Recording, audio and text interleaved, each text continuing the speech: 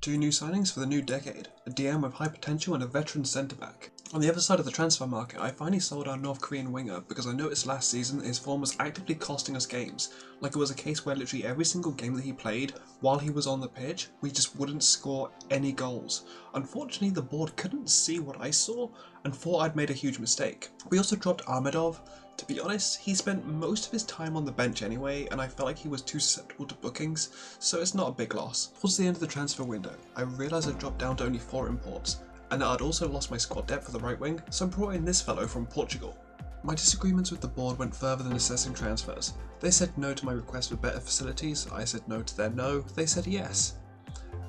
Someday the season preview will rate us where we belong. And our ACL campaign from last year finally comes to an end with a 2-1 loss in Japan sealing our fate.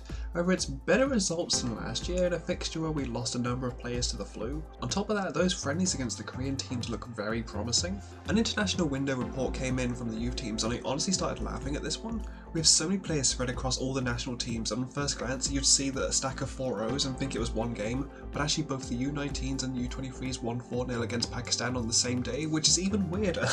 Now getting into the season itself, I said that going forward I wouldn't cover every single individual match and just the more important ones. Well, I didn't actually notice how bad this result was until we reached the post-match analysis. A 1-1 draw when they had 0.16 XG, and we were an inch away from 2. However, that setback aside, April was a good month, undefeated across all 3 games. In May, an opposing defender stole Evra's goal. Shortly after this, Yan Yu picks up a horrific injury just as he was finding good form as a winger. Whereas our new centre-back managed to pick up 4 goals in a single match, which propelled him to become our joint top scorer. Now, FMing earlier in that 1-1 draw, it all comes back around because we dealt one back to the league leaders, barely etching up a 2-1 win with 2 late goals in the first half and holding on to that for dear life. Goals galore when the cup takes us against a lower league team, and of the 10 goals that my team scored here, 9 of them were either scored or assisted by Cheng Meng. What the actual fuck were the defenders doing here? This is catastrophic. Oh no, this is truly catastrophic. Lost my backup DM for the entire season less than 2 months into the season. But hey, picking up Gonçalves was absolutely the right choice. This man is a force to be reckoned with. Speaking of others in good form, remember how Yan Yu was picking up performances just before his injury? Well, that injury only put him on pause for a couple of weeks because when he came back it was an immediate hat-trick. This good news is then hampered when the cup quarterfinal is drawn and we get stuck with the top team in China. Meanwhile, elsewhere in the fixtures, 2 lower league teams are still in the competition and they drew each other. Overall, May made an interesting month. 2 cup matches, 7 league fixtures, 1 loss, the end of which sees us sitting comfortably in second. But this could still change, so I'm proceeding with caution. In contrast to May, there was only 1 fixture for the entirety of June because of the World Cup. I think it went well.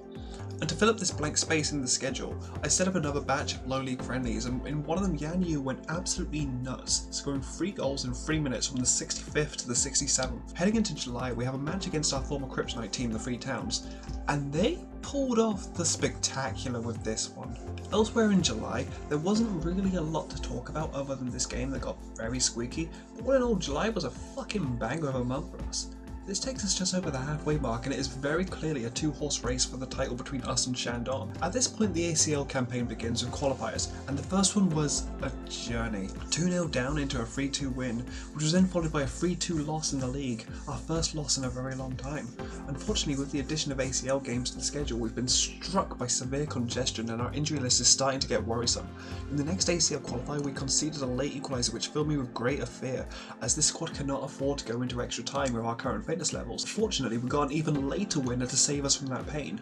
That sees us through to the ACL proper, where we get a nasty group draw including representatives from Japan and Korea. Our injury list and fitness woes actually reached such a severe state that I had to prematurely call up a number of under 19 players and alter the formation because we ran out of DMs, and very quickly it became clear that the combination of fixture congestion, injuries and fitness issues ruined our chances of challenging for the title. This downward spiral takes us out of the FA Cup in a gruelling 4-3 against the league leaders. Yeah, the August roundup is not a pretty one, but at least we're still scoring lots of goals in these losses. Going into September, I'm given a preview of our first ACL match, and realising we're up against a team that's currently in the lower spectrum of the J-League gives me hope, but the congestion claims another victim as we lose yet another 3-2. Towards the end of the month, we are visited by Shandong and proceed to lose a very clear 2-0 that secures the title for them weeks in advance. August ruined what could have been a very exciting end to the season, and it is clear that it only got worse as September rolled on, and at this stage it is now a matter of will we even re-qualify for the LCL. Luckily, there's a 2-week break before the next fixture, which is a much needed rest for my squad, and there it is, October and November's single league match. It was a very rough end to the season, and I very clearly need to invest in a much bigger bench to cover me during that ACL qualifier period next August. I'm then hit with an event that I'd feared would happen for a very long time, but we make the best of a bad situation. Our Turkish star comes to me saying he wants to be part of a better squad. I try to convince him by pointing out that we've got talented youth, but his mind is set. His career will be better without us, and I don't blame him. I am able to convince him to only leave if a certain fee is reached, and negotiate this up to 3 million. So not only did we get him on a free to begin with, but we either get to keep him, or we make a huge profit. Third year in a row we finish third. We can do better, I know it. It was just that late season form and my lack of squad depth. So I'm now going to try and raid the relegated teams for players to fill next year's bench.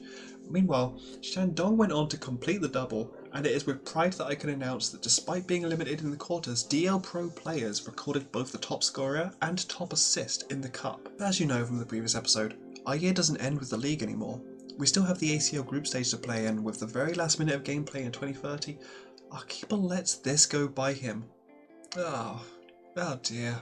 Overall, the ACL was not great, and a group of representatives from the J and K leagues seems to be a death sentence for us. We have great financials though. Dare I say that DL Pro has actually been saved.